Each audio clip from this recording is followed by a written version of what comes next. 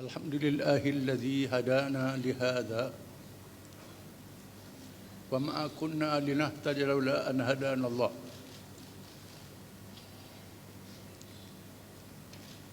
والصلاة والسلام على رسول الله وعلى آله وصحبه ومن والاه.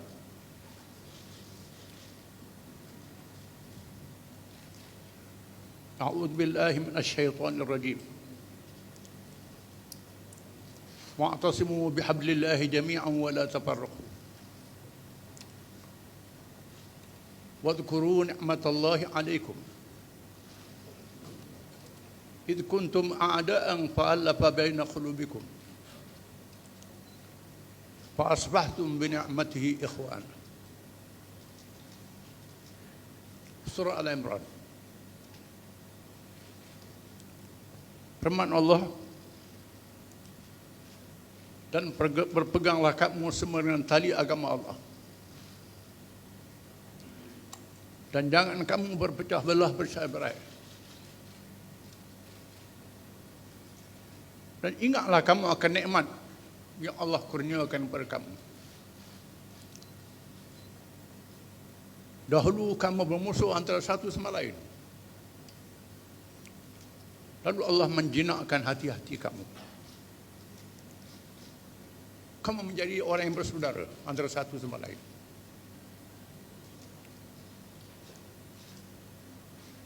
Yang amat hormat Tan Sri Perdana Menteri, yang dihormati pengarah program dan timbalannya, semua peserta, kalangan ilmuwan, para tetamu, hadirin-hadirat yang dirahmati sekalian.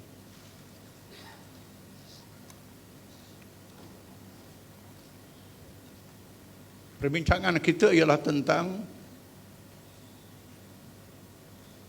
pencapaian, harapan dan cabaran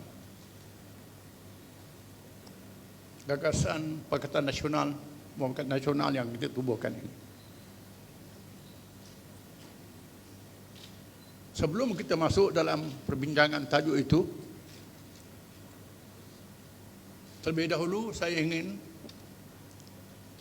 kemukakan pendekatan yang perlu diambil,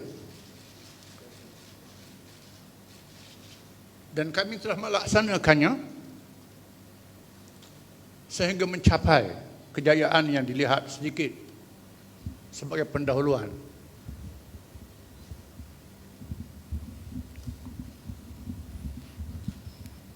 Kita berada dalam negara masyarakat majmuk, berbagai kaum dan agama.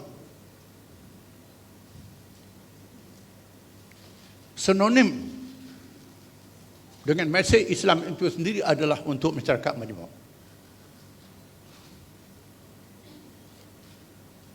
Ayat yang dibaca tunjuk Allah Ta'ala yang telah berjaya menjinakkan hati-hati manusia yang terlalu keras. Orang Arab Badui padang pasir, kaum Yahudi yang paling keras, membunuh nabi-nabi, berperang antara satu sama lain, sehingga dapat dijinakkan dengan petunjuk Allah Ta'ala. Melalui pelaksanaan hikmah bagaimana melaksanakan petunjuk Allah itu oleh Nabi Muhammad sallallahu alaihi wasallam.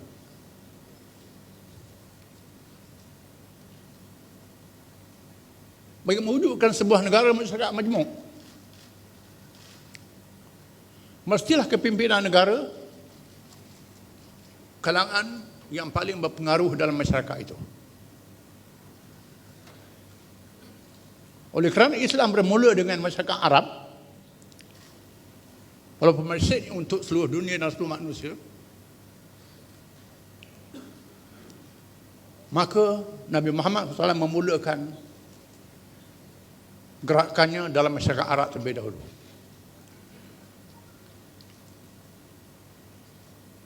Menyatukan orang-orang Arab Quraisy, Aus dan Khazraj. Quraisy yang datang dari Mekah membentuk kelompok Muhajirin. Aus dan Khazraj dari Madinah membentuk kelompok Ansar. Mereka disatukan terlebih dahulu dengan Islam.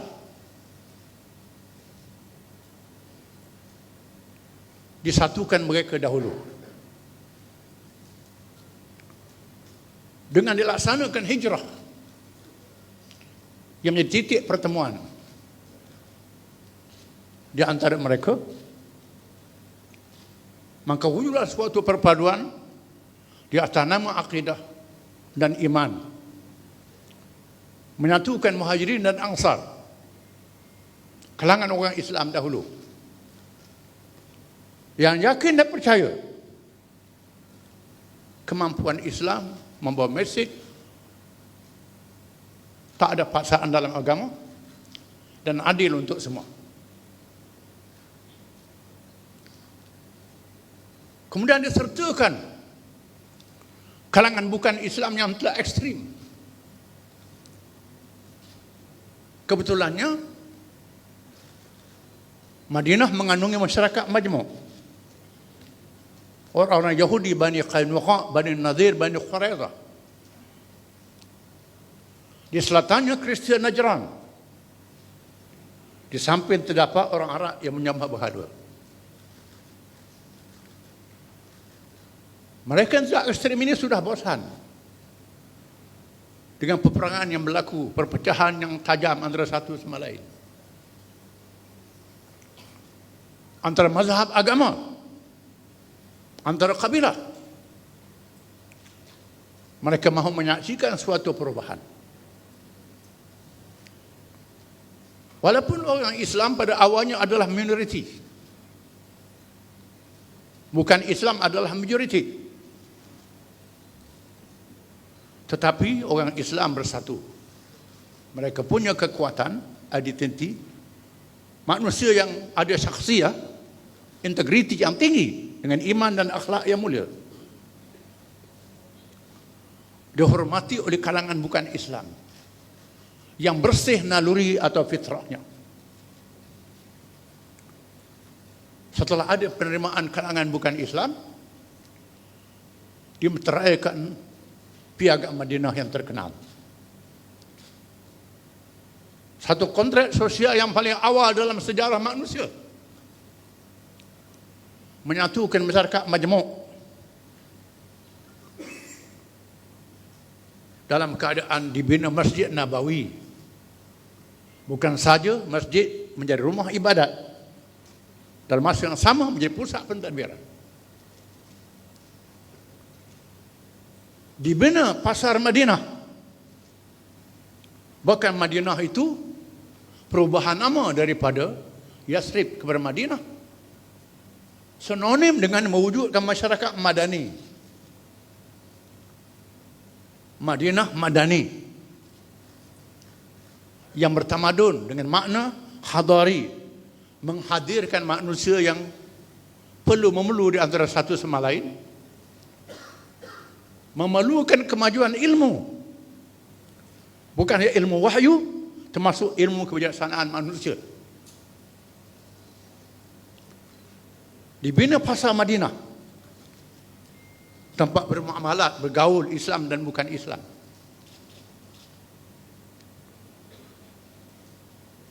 Apa yang menarik?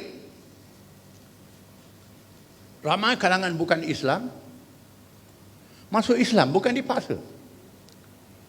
Kerana mereka melihat perubahan yang sangat positif.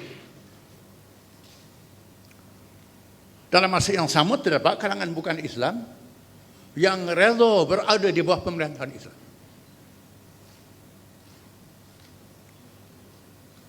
Setelah disempurnakan dalam masa 23 tahun. Peringkat Makkiyah, Mekah dan Madaniyah, Quran disempurnakan, diwafatkan Nabi Muhammad sallallahu alaihi wasallam. Mesej Islam disambut oleh Khulafa' Rasyidin. Berlakunya tentangan dua kuasa besar dunia, Parsi dan Rom. Kuasa besar yang dianggap paling ulung di zaman itu. Ada India dan China. Tidak sebesar Parsi dan Rom. Dua kuasa besar ini jatuh dan tumbang. Orang Islam tak kuat pada tenteranya.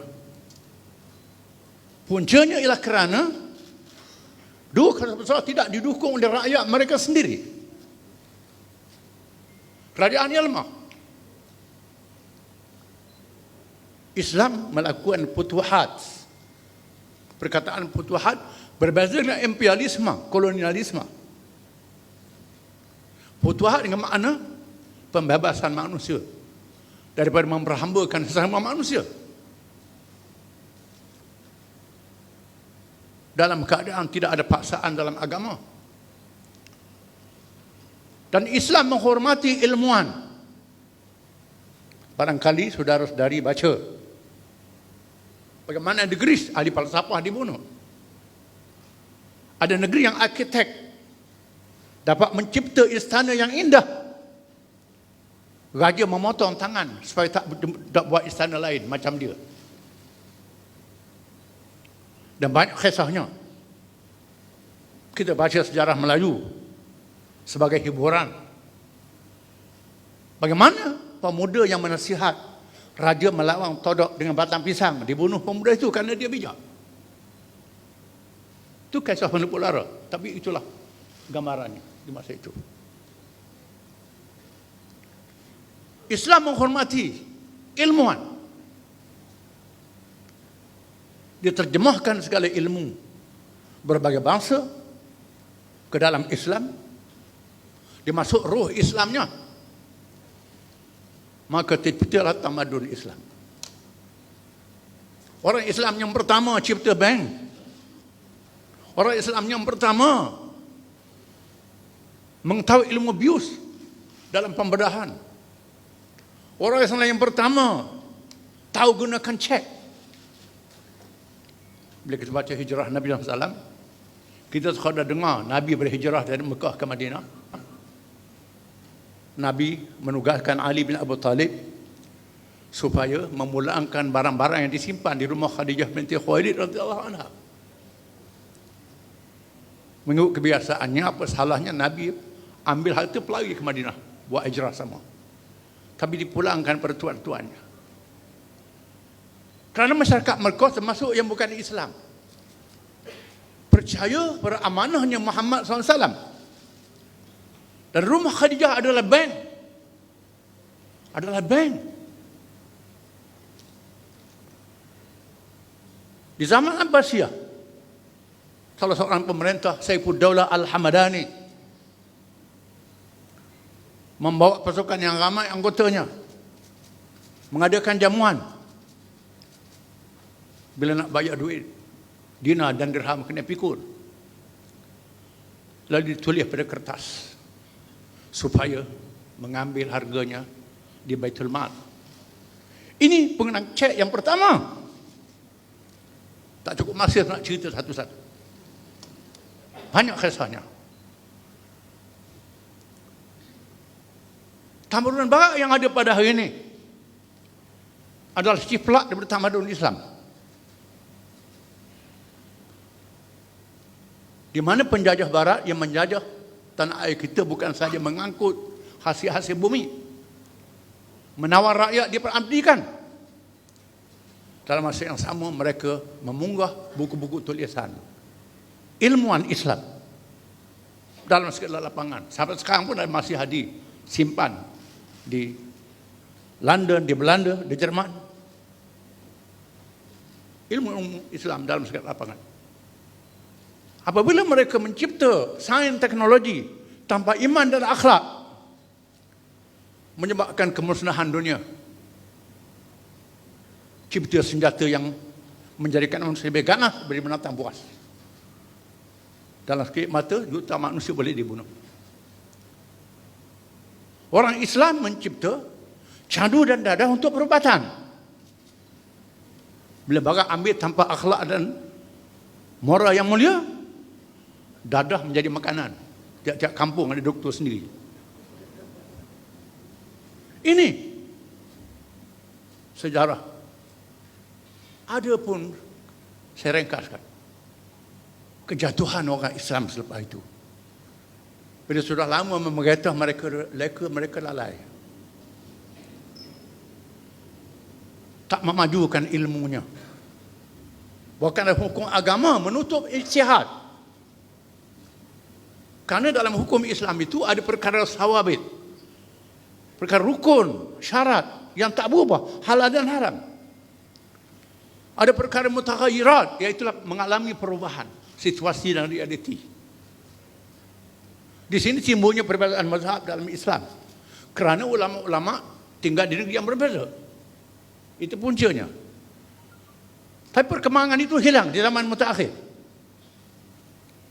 Di zaman kelemahan ini orang Islam berjaya dijajah oleh Barat.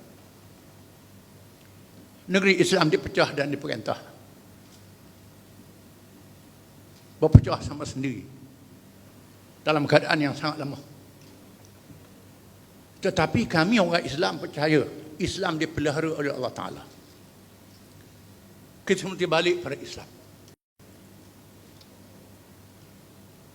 Kita jadikan model di negara kita sendiri. Bila berlaku pilihan umum yang ke-14, berlaku keputusan pilihan raja yang tidak seksama dengan demografi penduduk. Kita menghormati masyarakat majmuk. Alhamdulillah orang Melayu Islam ni tidak rasis.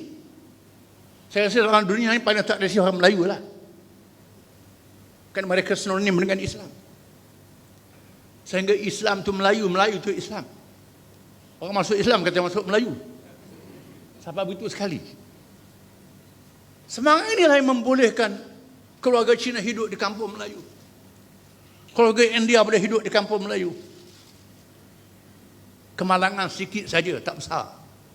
Tak macam negara lain. Ini sifat Islam yang ada pada diri kita. Maka kami mengambil pendekatan untuk menyatukan umat Islam dahulu.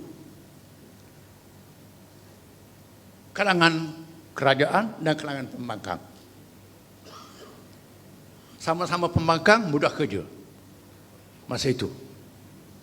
Kerajaan mungkin banyak hal-halnya. Kami kumpulkan PAS dengan UMNO. Injuk-injuk Islam. Maka diwujudkan muafakat nasional. Dengan muafakat nasional tidak buat perubahan.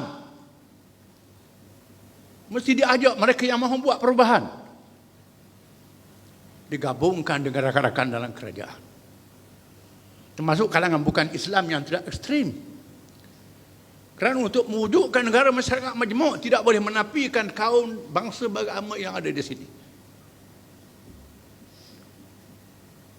Maka diwujudkan Perikatan Nasional. Inilah pencapaian kita dalam masa beberapa bulan. Kalau nak cakap tentang pencapaian, kita boleh menunjukkan perbezaan.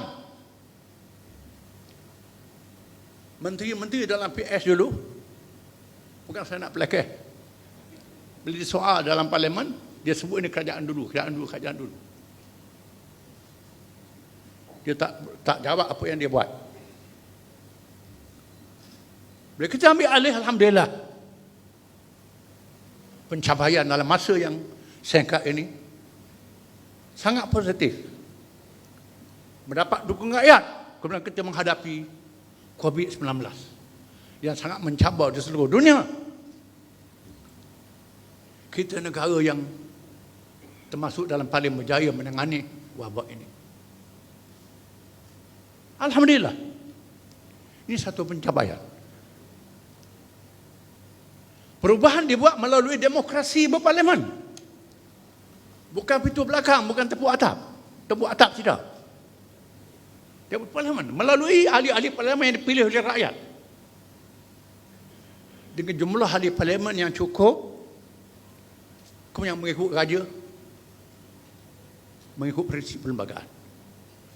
Melibatkan agung, sultan, tuanku, melibatkan ahli-ahli parlimen, mengikut proses demokrasi yang betul, demokrasi yang tidak secara langsung. Di sana ada demokrasi langsung pilihan raya, demokrasi tak langsung, ini tak langsung melalui wakil-wakil rakyat. Ada orang kata lompat parti. Lompat ni ada lompat yang baik, ada lompat yang tak baik.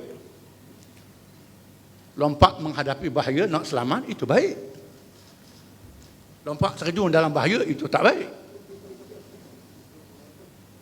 Ini lompat untuk menyelamat keadaan. Dan berlaku satu perubahan. Sementara waktu kita mendapat dukungan rakyat melalui PRK satu demi satu. Kajian selidik yang dibuat, graf kita makin naik. Dan kita memerlukan mandat rakyat secara langsung. Memerlukan raya umum. Bila pilihan raya, PM lebih tahu.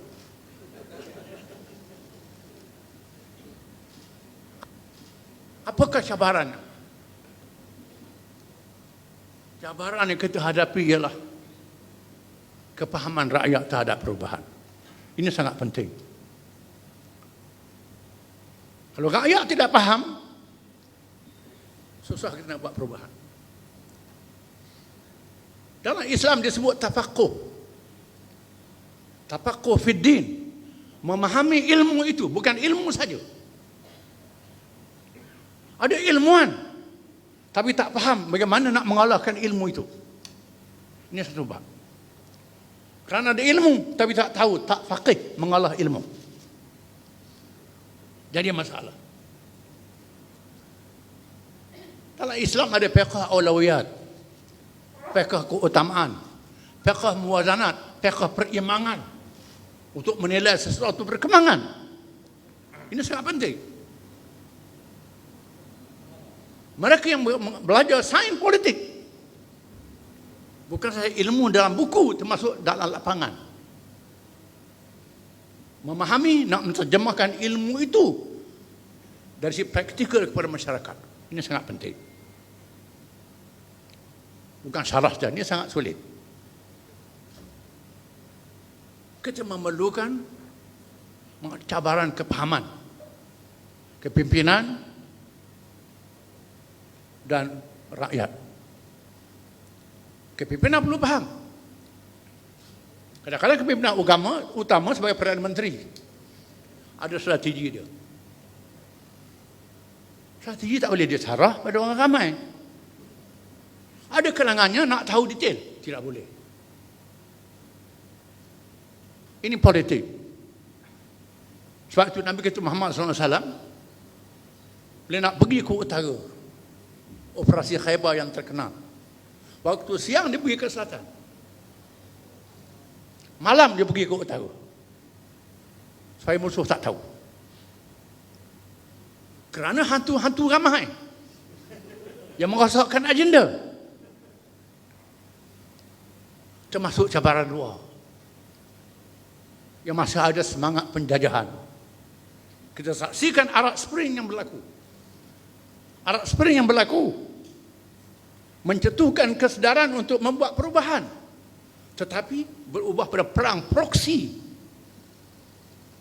Perang sama sendiri menjadi wakil kepada kuasa-kuasa besar. Kita tak mahu hanya berlaku pada kita. Ini sebab itulah Malaysia tak ada Malaysia Spring. Tak ada Spring di negara kita. Sebab itu bersih satu kita ikut, bersih dua kita ikut, bersih tiga kita beri. Kerana perlu hati-hati dalam membuat perubahan, agar kita jangan lebih laju pada lajak. Kalau laju pada lajak, kita tertungku. Cabaran bukan di dalaman, termasuk luaran. Apabila kita bukan sebuah negara besar, kita negara yang kecil tapi paling strategik dalam dunia, tempat laluan timur dan barat, pertemuan kuasa besar. Dengan sebab itu, ini cabaran yang perlu kita tangani dengan bijak. Saya rasa itulah kalau dapat saya sumbangkan oleh kerana masa terhad. Mudah-mudahan dimanfaatkan. Wabillahi taufiq wal hidayah. Wassalamualaikum warahmatullahi wabarakatuh.